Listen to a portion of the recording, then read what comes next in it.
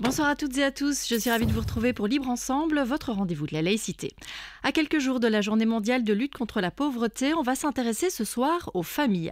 Des familles qui vont être directement impactées par les mesures votées ou envisagées par les gouvernements en place. Allocation familiale en danger, allocation de chômage limité, statut de cohabitant durci, école toujours loin d'être gratuite. On aborde tout ça avec notre invitée ce soir, la directrice générale de la Ligue des familles. Libre Ensemble, Vinciane Colson, Jacques Nizin. Madeleine Guyot, bonsoir. Bonsoir. Alors, j'ai envie de commencer par un sujet qui touche tous les parents, les allocations familiales. Les discussions budgétaires sont en cours à tous les niveaux de pouvoir en ce moment, mais on entend dans le discours politique des volontés de limiter les allocations familiales, de les optimiser, de les conditionner. Au niveau wallon, le ministre-président a déclaré que ça représentait 3 milliards sur les 22 milliards d'euros de dépenses totales de la région. On a un peu l'impression qu'il prépare le terrain à un changement. Est-ce que vous, Madeleine Guyot, vous avez le sentiment que le système des allocations familiales est en danger aujourd'hui ? Oui, très clairement, ce système est en danger. D'ailleurs, il y a déjà des mesures qui ont été prises, puisque Yves Copiters a en fait décidé de suivre la mesure fédérale qui est de limiter l'indexation des allocations sociales, dont les allocations familiales. Donc la décision a été prise de faire un report d'indexation de 2 mois pour la Wallonie, pour les allocations familiales. Donc on est déjà en train d'aller grappiller dans les allocations familiales. Il faut savoir que rien n'était écrit de cette manière dans la déclaration de politique régionale, donc il n'était pas indiqué qu'on allait aller puiser en fait dans les allocations familiales pour faire des coupes budgétaires. Il était noté une optimisation, mais davantage pour tout ce qui était procédure ou application de paiement, etc. Il faut quand même se rendre compte que les allocations familiales, c'est quand même le seul soutien public automatique qui concerne tous les parents. C'est un système de solidarité en fait qui profite à tout le monde, et en plus de profiter à tout le monde, il y a des allocations spéciales pour les publics vulnérables. Donc on a les familles monoparentales, on a les familles avec des enfants en situation de handicap, on a les familles au bas revenu. C'est vraiment pas un luxe, ni pour ces parents-là, ni pour tous les parents. Ça vient compenser d'une certaine manière des manques à gagner. On sait que le coût de la crèche est très important pour les parents. Ça va avoisiner entre 500 €, ça peut monter jusqu'à 900 € par mois, voire 1000 € par mois. Ça va dépendre de modalités de la crèche. On a aussi les fournitures scolaires qui sont quand même assez conséquentes, notamment en termes de rentrée scolaire. Un petit chiffre qui sort de notre baromètre des parents. On a 2/3 des parents qui nous indiquent qu'ils sont en difficulté de paiement face à tous les frais scolaires de manière générale. Donc les allocations familiales, c'est pas du tout un bonus dont les parents peuvent se passer. C'est vraiment un vrai moyen de lutter contre la pauvreté infantile notamment. Oui, complètement, parce qu'en fait, c'est un système de droit automatique, et donc il n'y a aucune possibilité de ne pas recourir à ce droit. On sait que les publics vulnérables se retrouvent parfois en difficulté par rapport aux dispositifs qui les concernent. On a parfois des dispositifs qui doivent les viser, mais qui ne les visent pas bien, et donc oui, on a toute une série de droits de non-recours. Qui est très important. Exactement. Et donc, en fait, ici, sur les allocations familiales, le signal qui est donné par les responsables politiques, il est assez fort. C'est-à-dire qu'ils ont décidé que ça pouvait devenir une variable d'ajustement. Ça nous indique donc que c'est un gouvernement qui estime que l'éducation des enfants n'est pas essentielle, puisqu'elle peut devenir une variable d'ajustement budgétaire. J'ai encore envie de vous poser une question sur les allocations familiales, parce qu'on parle aussi, par exemple, de les réduire pour les hauts revenus, pour les personnes qui auraient des revenus plus importants. Est-ce que ça, par exemple, c'est quelque chose que vous pourriez accepter au niveau de la Ligue des familles ? Alors non, pas du tout, parce que c'est un système de solidarité, comme je le disais, et donc il profite à tout le monde, et tout le monde participe, tout le monde cotise pour ce dispositif, et on sait que tous les dispositifs qui s'adressent à tout le monde, en général, sont aussi favorables pour les publics vulnérables. Donc venir avec une différenciation de publics, notamment les publics à haut revenu, risquerait pour nous, de venir un peu réduire cette solidarité, et puis après, c'est au nom de quoi ? Alors on me demande de cotiser pour tel ou tel autre système de solidarité. Pourquoi est-ce que je paierais les allocations familiales ? Je ne suis pas au chômage, pourquoi je paierais le chômage ? On rentre alors dans des logiques de détricotage de la solidarité, et on sait que le gouvernement, ici en tout cas Arizona, est déjà un peu dans cette logique-là. Oui, mais au niveau de la région bruxelloise, il y a déjà des choses qui ont été modifiées. Par exemple, pour les 18-24 ans, il y a déjà une forme de conditionnalisation des Effectivement, allocations. Il y a une conditionnalité à ces allocations familiales. Alors, il faut que les jeunes soient soit en formation, soit aux études. Ils veulent appliquer ces dispositifs au niveau de la région wallonne. On est vraiment dans l'air du temps. On est dans une logique là, ici, d'harmonisation, je pense, entre la région wallonne et la région bruxelloise.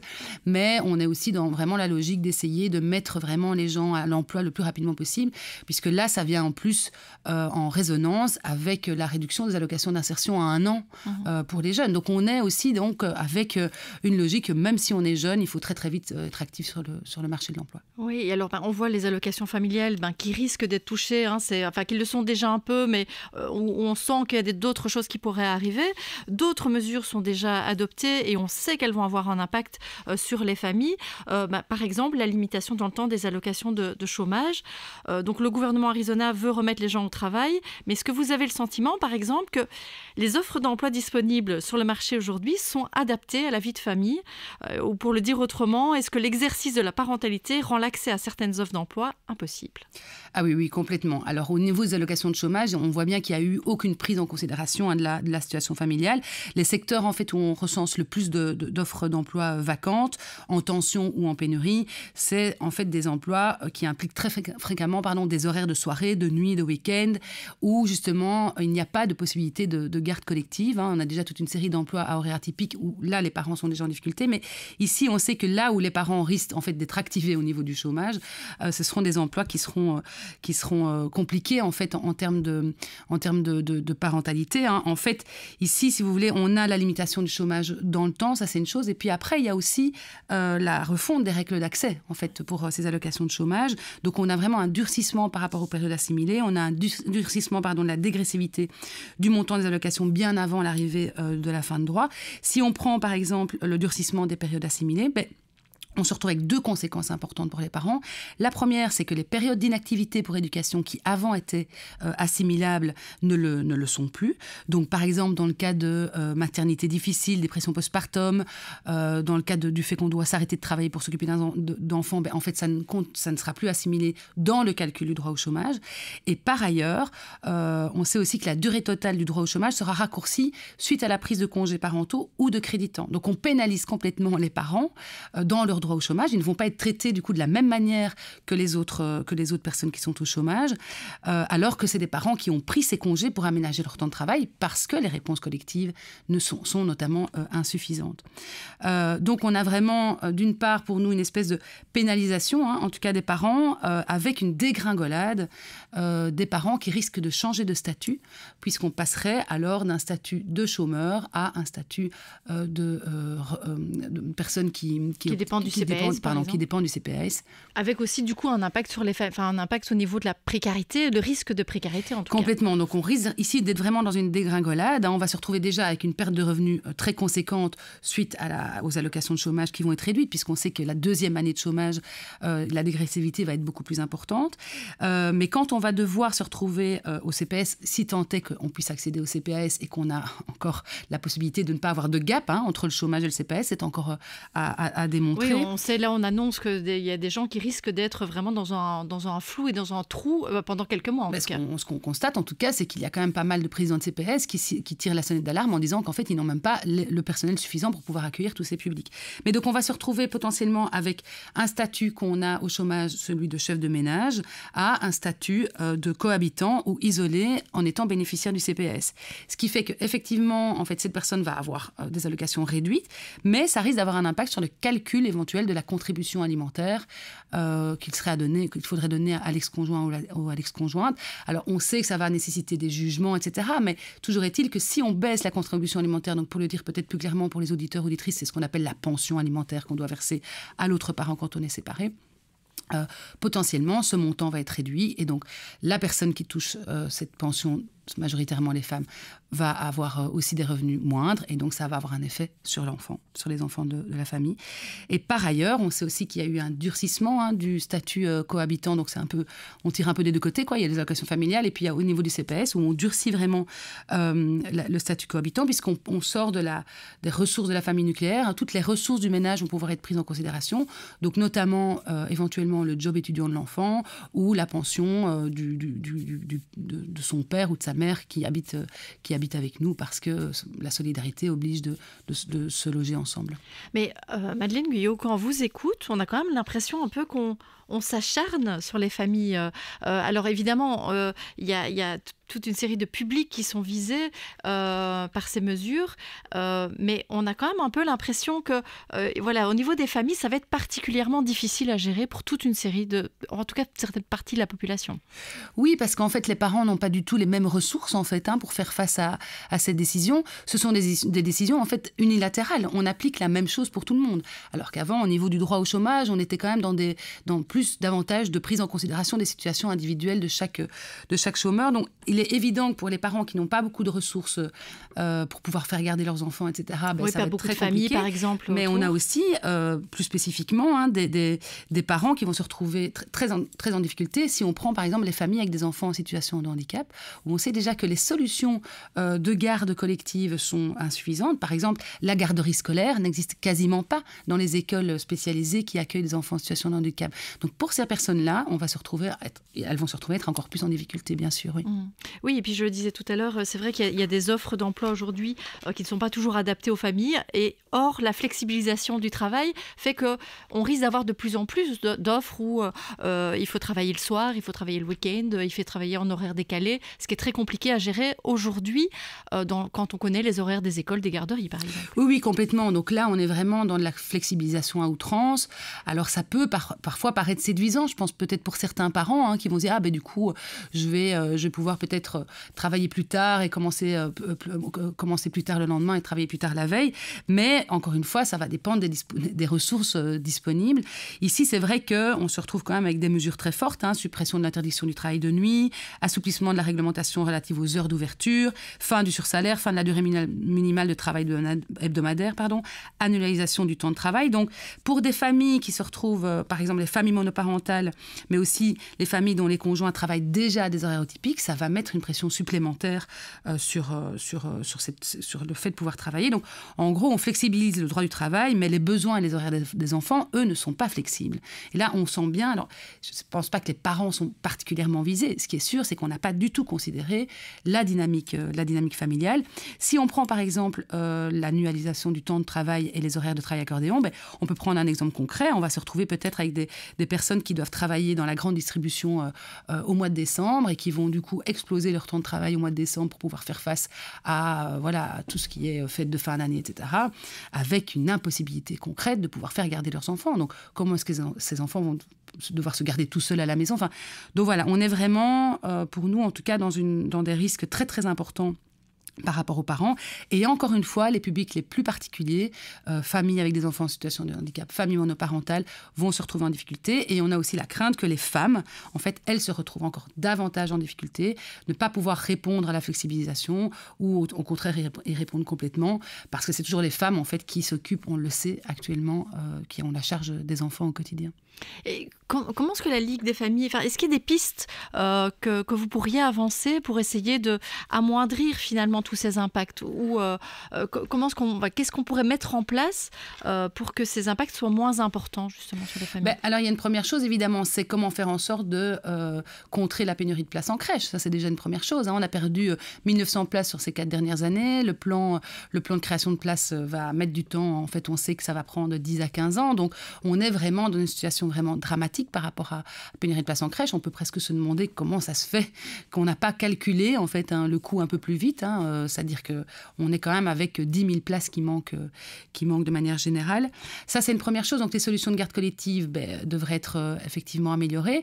Après, pour les parents, on sait que tout ce qui est disposition d'aménagement, temps de travail, temps vie familiale, notamment via la prise de congés parentaux ou les crédits temps, sont des mesures, des solutions, qui sont plébiscitées par les parents. Sauf que, en fait, pour l'instant, ces congés ne sont pas suffisamment rémunérés et donc les parents peinent à prendre en fait ce droit parce que l'impact financier est beaucoup trop important. Mmh. Oui. Au niveau de la flexibilisation, nous, évidemment, on ne va pas aller trop loin dans les revendications par rapport à ce niveau-là, mais ils avaient, à un moment donné, évoqué le fait de parler d'offres d'emploi convenables par rapport aux allocations de chômage, donc en lien aussi avec la flexibilisation. Et pour finir, on n'en entend plus parler. Donc, il y a aussi des choses qui ont été dites et qui, dans l'application après de la loi, ne sont pas en fait présentes. Mmh. Peut-être un chiffre que je pourrais partager ici avec vos auditeurs et auditrices, c'est que donc, tous les 2 ans, on fait le baromètre des parents. Celui-ci, le dernier date de 2024 et on sait qu'on a 61% des mères qui estiment que c'est difficile de travailler à temps plein et 37% des pères C'est des chiffres quand même vraiment conséquents. Oui, et qui touchent effectivement aussi toutes les catégories de la population, finalement. On a parlé un peu d'école tout à l'heure. Ici, on est au mois d'octobre. La rentrée est passée depuis quelques temps, mais on sait que cette rentrée, elle coûte cher pour les parents. Que ce soit, il y a des frais scolaires, même si il y a une gratuité qui a été instaurée en maternelle et sur les premières années de primaire, mais l'école a un coût, toujours aujourd'hui, les activités extrascolaires, parascolaires aussi. Et ça reste, j'ai l'impression, une thématique qui ressort chaque année. C'est un peu, ce qu'on parle dans les médias, on parle souvent du marronnier, et on n'a pas l'impression qu'il y ait beaucoup d'évolution là-dessus, malgré quelques décisions qui ont été prises sous les gouvernements précédents. Mais ça reste quand même vraiment un vrai nœud, ce coût de l'école. Oui, c'est tout à fait problématique. Si on prend l'enjeu de la gratuité scolaire, donc c'est inscrit dans le pacte pour un enseignement d'excellence. Il y avait la logique d'une programmation de l'extension de cette gratuité scolaire. La ministre actuelle de l'Éducation a décidé de suspendre en fait cette extension de la gratuité, donc ça s'arrête maintenant à la 3e primaire. Nous, on plaide évidemment pour que cette extension de la gratuité aille jusqu'en 6e primaire et aussi jusqu'en secondaire. Alors, il y a... Oui, parce qu'en secondaire, il y a aussi des frais, il y a des frais particuliers, il y a les ordinateurs, il y a le matériel. Alors même s'il y a des aides, ça reste compliqué. Oui, alors le secondaire, pour ne parler que du secondaire, nous on vient de faire une étude sur le coût de la rentrée scolaire pour les enfants qui sont dans le qualifiant. C'est encore pire que ce qu'on se croyait. On est avec des montants qui avoisinent les 1 500 €, 2 000 € par mois, à la rentrée scolaire par an, sans compter les frais supplémentaires auxquels ils vont être confrontés. Donc ici, on est en plus pour les enfants qui suivent l'enseignement dans le qualifiant, ça représente en fait la moitié des élèves du secondaire, et on sait qu'il y a une surreprésentativité des familles à bas revenus. Donc on se retrouve avec en fait les options d'enseignement les plus chères, et ce sont les enfants les plus pauvres, entre guillemets, qui suivent ces filières-là. Donc ça, c'est un problème qui est dénoncé depuis très, très, très longtemps. Par rapport à la question des frais scolaires, il y a plusieurs choses. D'une part, il y a une régulation des frais qui devrait être améliorée, puisqu'il y a des frais, normalement, qui sont facultatifs, donc c'est-à-dire que les parents ne sont pas obligés d'engager ces frais, qui sont régulièrement présentés dans les écoles comme étant des frais obligatoires. Si on prend l'enseignement qualifiant, il y a des frais très spécifiques, par exemple, équipement de protection individuelle ou choses comme ça qui normalement ne devraient pas être à charge des parents et qui sont à charge des parents.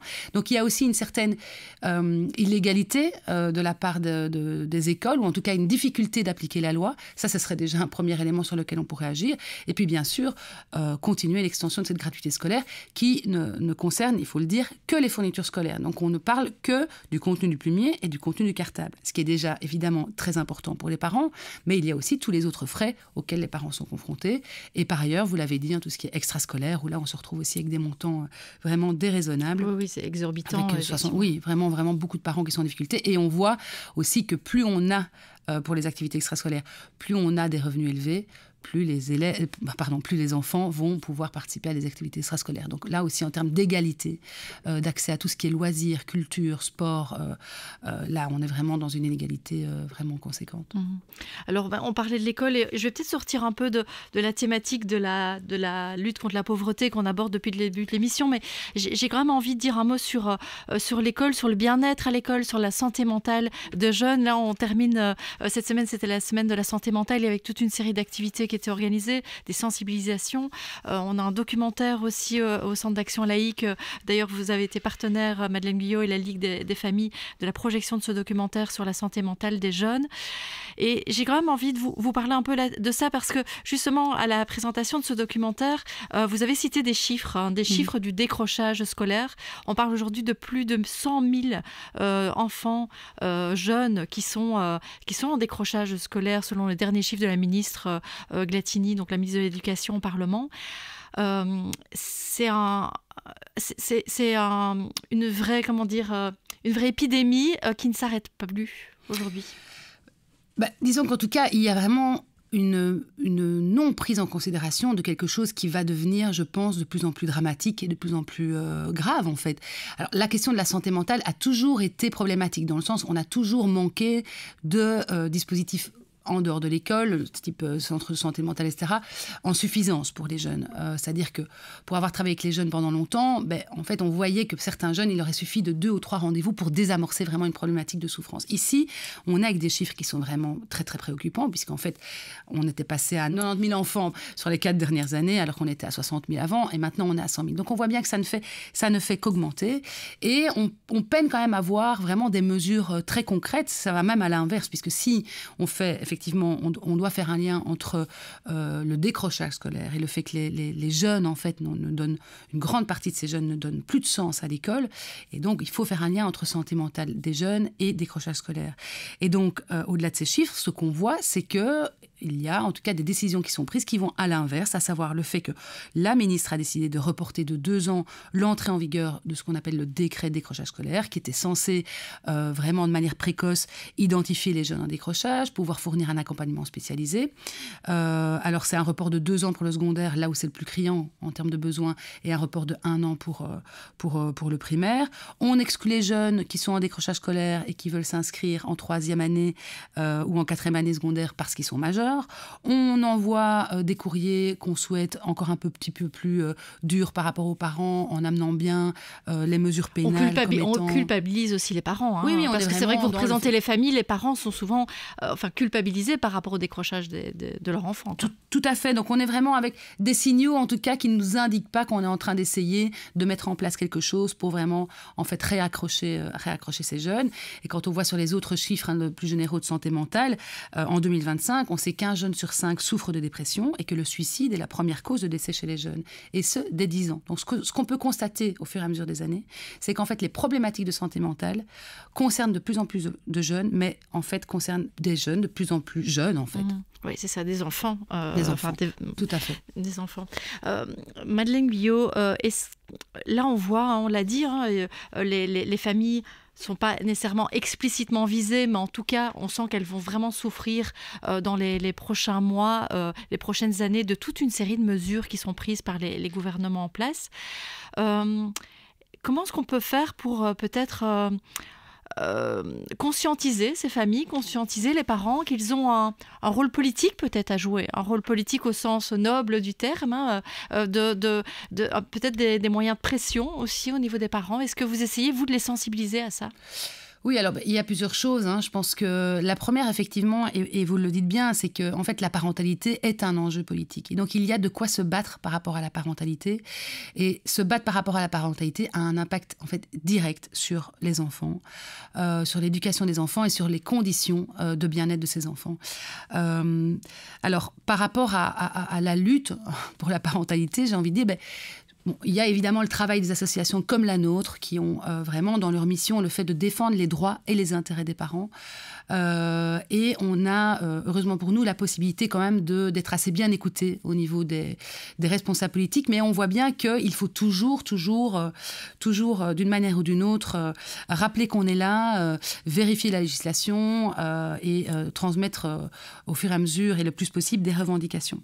Ce qu'on fait aussi, et ce qui a, je pense, à favoriser, c'est tout ce qui est éducation permanente, qui va d'ailleurs être un peu mise à mal. On a entendu, c'est un autre sujet, mais que les associations d'éducation permanente vont être en difficulté de financement. On attend toujours effectivement les associations qui vont être touchées, mais on sait que certains secteurs vont être touchés et qu'il y aura des réductions au niveau de l'éducation permanente. Tout à fait, alors que là, il y a un gros travail qui peut être fait avec les publics qui sont concernés directement par des mesures politiques. On le fait avec les parents via des collectifs de parents. Ici, dernièrement, on a mis en place, un collectif de maires a mis en place une exposition sur le postpartum pour visibiliser la problématique du postpartum. Donc, je ne parle même pas de la dépression postpartum, mais du postpartum pour que ça puisse être pris en considération par les responsables politiques. Donc, via l'éducation permanente, on peut tout à fait travailler avec les parents, mais c'est toujours évidemment insuffisant. Mais la difficulté qu'on a par rapport à la parentalité, c'est qu'en fait, je pense que, c'est une hypothèse, les parents eux-mêmes, en fait, ne se rendent pas compte qu'ils sont dans un enjeu politique. C'est-à-dire qu'ils sont tellement mis sous pression, ils sont tellement en apnée, déjà pour pouvoir gérer leur emploi du temps, gérer le fait que les deux, maintenant, on est dans une société où les deux parents travaillent,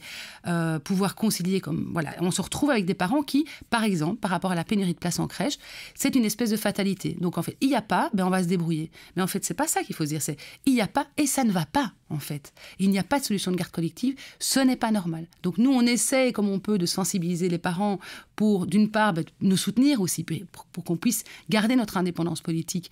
Donc on est en tant que vraiment mouvement d'éducation permanente.